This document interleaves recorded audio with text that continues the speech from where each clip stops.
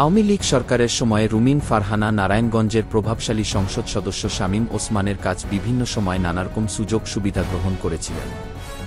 এমনকি শামীম ওসমানের সাথে রুমিন ফারহানার অন্তরঙ্গ সম্পর্ক ছিল বলে অনেকেই মনে করে থাকেন।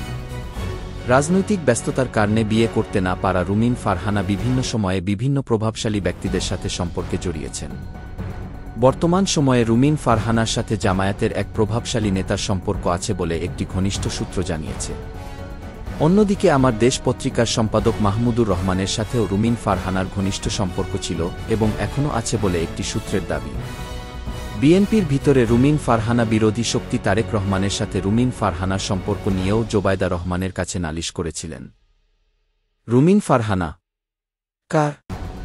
এমন প্রশ্ন এখন রাজনৈতিক অঙ্গনে ঘুরপাক খাচ্ছে। রুমিন ফারহানার সাথে কার ঘনিষ্ঠ সম্পর্ক আছে আর কার নেই এটা বলাই মুশকিল।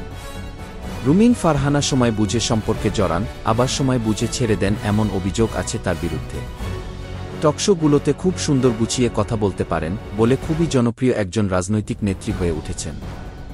বিএনপি রুমিন ফারহানাকে সহ আন্তর্জাতিক বিষয়ক সম্পাদকের দায়িত্ব দিয়েছে কারণ সে খুব সহজেই যেকোনো পুরুষকে নিজের প্রতি দুর্বল করতে পারেন।